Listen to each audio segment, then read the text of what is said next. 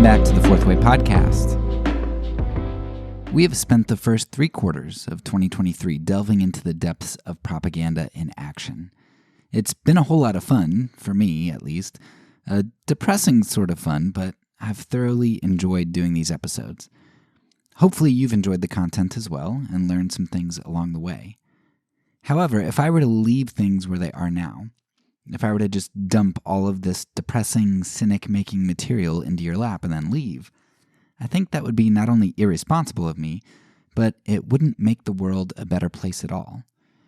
You'd see a little clearer how evil the world really is, but you wouldn't have the hope or the tools to do anything about it. I mean, it would be really easy just to look at how things function and conclude, well, if this is how the world works, I guess I need to give in and do the same thing. Pragmatically speaking, I think that's the conclusion that a lot of people draw, if not in theory, at least in practice.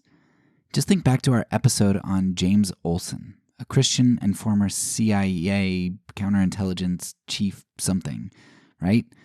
He was defending torture, kidnapping, and lying, among other things, in order to protect not only the physical well-being of Americans, but economic interests too. If this is the way the world works, then why not accept it and play by those rules, or lack thereof? Isn't fighting evil like trying to fight gravity? Both seem to be laws woven into the fabric of the universe. There are some big questions here that I hope to start exploring today. Does truth really matter? Should we value truth? Or is propaganda, manipulation, and lying something that we should understand better only so we can avoid its misuse by others while effectively wielding it ourselves? You know, us in our group, the good guys. Digging into this idea of truth, morality, and personal formation is going to round out the rest of our season, and it's what I'd consider the most important part of the season. It's going to hopefully be more of the application aspect of it. So I really hope that you're going to stay along for the ride. In thinking through where I wanted to start off this season, this section of the season, I thought it would be important to begin with a philosopher who is not a Christian. Now, as a Christian myself, I suppose it makes more sense that I'd have a particular affinity for truth to a lot of people, on the outside. You'd kind of peg me that way, right? Though at the same time, there are plenty of post-Constantinian Christians and American nationalists who might make you think the opposite about Christians. But because you probably think that you have me pegged already, I want to put my argumentation for truth on hold for an episode so I can show you that there are secular arguments for the importance of truth as well. Of course, if you're familiar with any philosophy at all, or if you read the title of this episode, then you probably know exactly where I'm going here today. And you're probably dreading it. That's right, I want to begin our discussion on the importance of truth with Immanuel Kant. Now, for those of you unfamiliar with philosophy, you'll see soon enough why Kant generally gives people some trouble when it comes to this topic. To catch you up to speed, I want to quickly recap Kant's famous work entitled On a Supposed Right to Tell Lies from Benevolent Motives. In that work, Kant defends the position that it is always wrong to tell a lie. And I do mean always, always, always. Kant's infamous example is that a murderer comes to your door and asks you where your friend is because he wants to kill him. Now, you know the intentions of the murderer is to murder your friend, yet even then, it is a duty that you have to not lie. Now, I'm not gonna say it's your duty to tell the truth, but it is your duty to not lie. Not even to a murderer who has malicious intentions and is an imminent threat to your friend. Now, as you hear Kant out, I don't want you to forget that Kant here is not arguing from a Christian or a religious standpoint. So how does he defend not lying to a murderer? I mean, such a position seems absolutely untenable. It seems heartless. It seems ludicrous. It seems immoral, even. Surely lying would be good in this situation. It would be the right thing to do, the loving thing to do. For Kant, there were 2 main issues to address in this question of lying to a murderer at the door. First, I'll quote Kant at length here. Kant says, quote, "The first question is whether a man, in cases where he cannot avoid answering yes or no, has the right to be untruthful. The second question is whether, in order to prevent a misdeed that threatens him or someone else, he is not actually bound to be untruthful in a certain statement to which an unjust compulsion forces him. End quote. So first, do we have a right to be untruthful? And second, don't we actually have an obligation to be untruthful at some points? Now, immediately following the identification of the question at hand, Kant addresses the first point as to whether we have a right to be untruthful. Again, I'll quote Kant at length. Kant writes, quote, "Truth in utterances that cannot be avoided is the formal duty of a man to everyone, however great the disadvantage that may arise from it to him or any other. And although by making a false statement I do no wrong to him who unjustly compels me to speak, yet I do wrong to men in general in the most essential point of duty, so that it may be called a lie. So far as in me lies, I cause that declarations in general find no credit, and I hence that all rights founded on contract should lose their force. And this is a wrong which is done to mankind." End quote. And before I unpack what Kant is saying here, I want you to note something very important which we'll come back to over and over again in this section. Kant here is addressing truths which, as he says, quote, "in utterances that cannot be avoided," unquote. So Kant is dealing with an absolute worst-case scenario, and really an absolutely unrealistic scenario, an impossible scenario even. It's unrealistic, it's impossible that this scenario would arise because one always has at least one other option available to them other than to lie or to divulge the full truth. And that is at least one option, the option of silence. Now, silence in the face of tyrants, murderers, and others of such ilk may not carry with it pleasant consequences. However, lying or betrayal into the hands of the unjust is never your only set of options. That is a completely false dichotomy. Yet, Kant here is dealing with the impossible, with a thought experiment, with the worst-case scenario for one who would always adhere to the truth, or to refuse lying. What should we do if there ever arose a situation where someone gave you a magic potion or a witch cursed you and you couldn't help but give a verbal response, a response that was either truthful or untruthful? What should you do? It's in this context that Kant goes on to explain his position, which is that falsehood is always wrong. And Kant argues for the wrongness of lying not because injustice is done to the murderer per se. In fact, he at least explicitly says that, it's not that necessarily injustice is done to that person, but because injustice is done to all other humanity.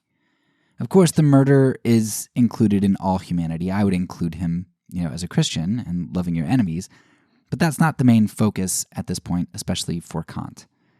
If I lie in a situation that I deem appropriate, then humanity knows that lying is always a tool available to me, and a tool that I think ought to be available to the rest of humanity, at least in certain instances. Lying is then forever at my disposal in situations where I deem it to be justified. Now, while the vast majority of humanity would agree with me that lying to a murderer is justified, our unanimity in thinking doesn't take long to diverge from there. Can I lie to prevent getting fired for embezzlement because feeding my family of 6 is more important than that? There's a little more company profit, maybe? The CEOs get $1 million and $10,000 bonus instead of just $1 million? I mean, isn't my family of 6 more important? Can I lie to my spouse who asks whether or not a dress makes her look a bit rotund? I mean, the number and diversity of situations in which some might justify lying, either because the lies seem insignificant or because they seem necessary to thriving or even for good, the situations are endless. People can justify lying in almost every circumstance, and our opinions on the criteria are all going to differ, at some points quite significantly. So if we accept that lying is legitimate, but only in justified circumstances, we completely undermine society's ability to trust and create social contracts, because someone can always justify lying in any given circumstance. Now that means that I can never have another human interaction in which I have confidence that the interaction has an expectation for honesty, because while I might value honesty in a given situation, the other party may be able to justify lying. The acceptance of lying in any form or for any reason, then, undermines the dignity and credibility of the whole of humanity. To sum it up, let's hear again from Kant. Quote, "Lying always injures another, if not another individual, yet mankind generally, since it vitiates the source of justice." End quote. Okay, so Kant just answered his first question as to whether or not one has a right to lie. His conclusion was that, no, we do not have a right to lie since it undermines the fabric of human social interaction and functioning. But Kant still has another question to answer, which is the flip side of the first question. Kant may have explained how lying is not a right that we have, but there's still this nagging question we all should have, which is, but don't we have an obligation to lie when there's someone like a murderer at the door? I mean, Kant can argue that we're obligated not to lie, but in the face of protecting our friend against a murderer, it seems like the onus is on Kant to show how this competing obligation to protect our friend doesn't trump our obligation to not lie. Again, I want to allow Kant to have the first word here, and then explain him a little bit afterwards. Kant says, quote, "The French philosopher confounds the action by which one does harm to another by telling the truth, the admission of which he cannot avoid, with the action by which he does him wrong. It was merely an accident that the truth of the statement did harm to the inhabitant of the house. It was not a free deed in the juridical sense, for to admit his right to require another to tell a lie for his benefit would be to admit a claim opposed to all law.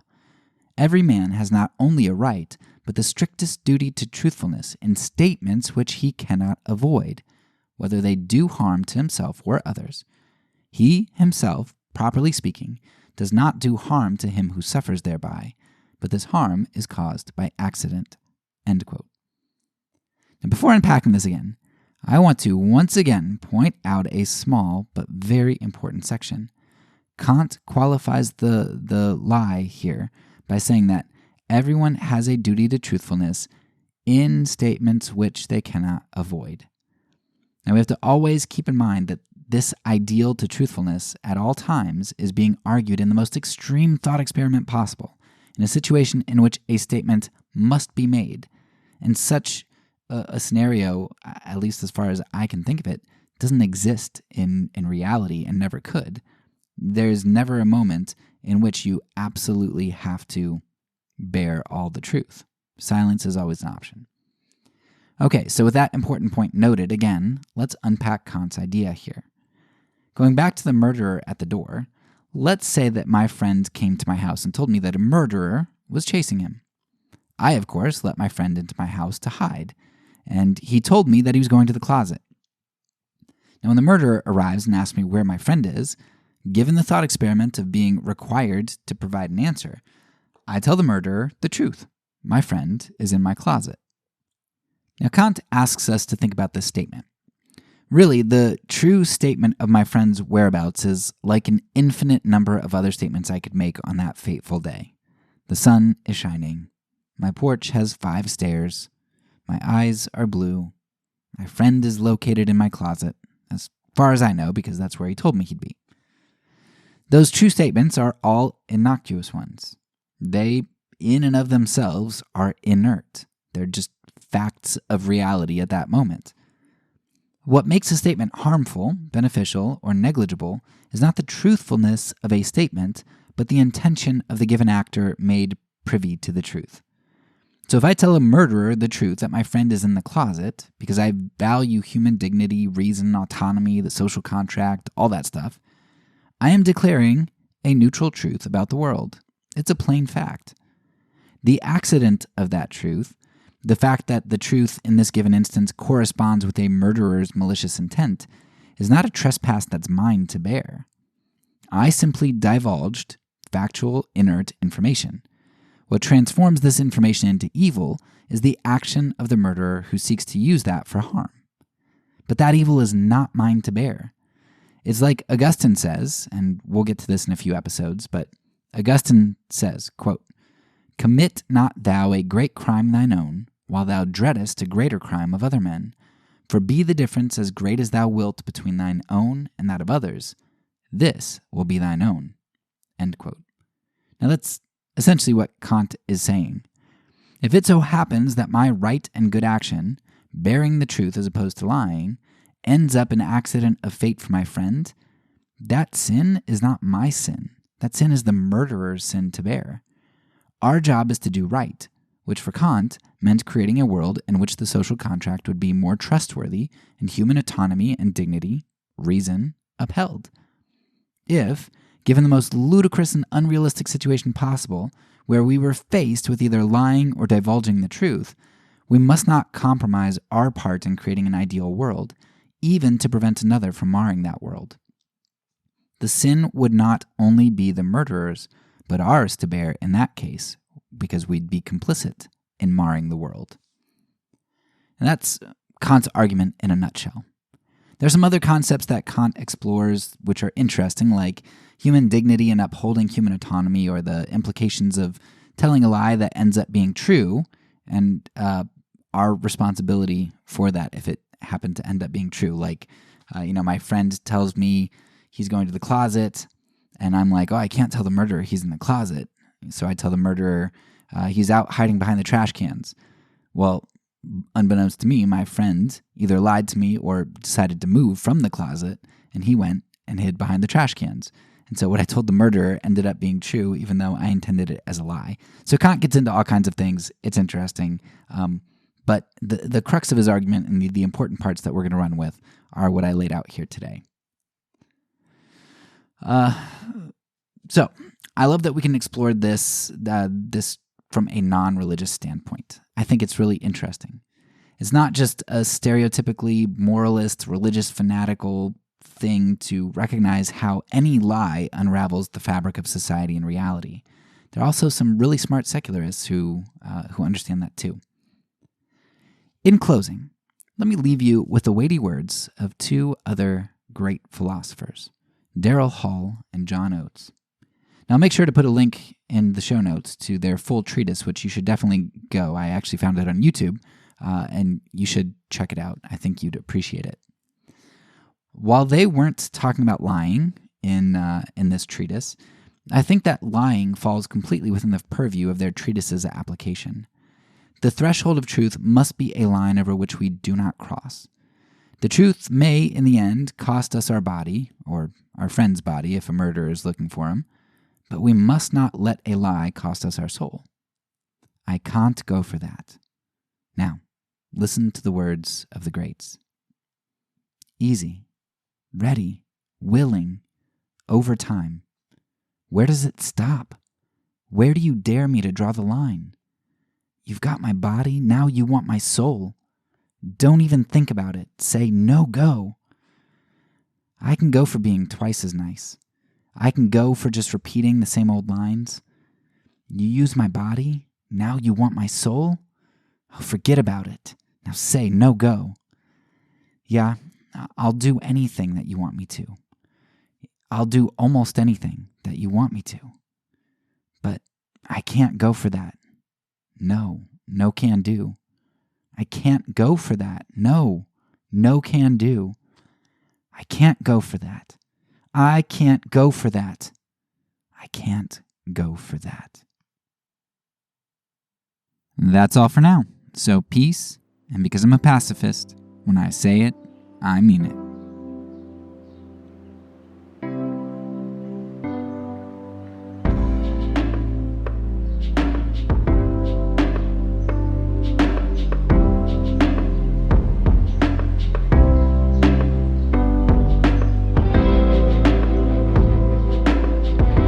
This podcast is a part of the Kingdom Outpost Network.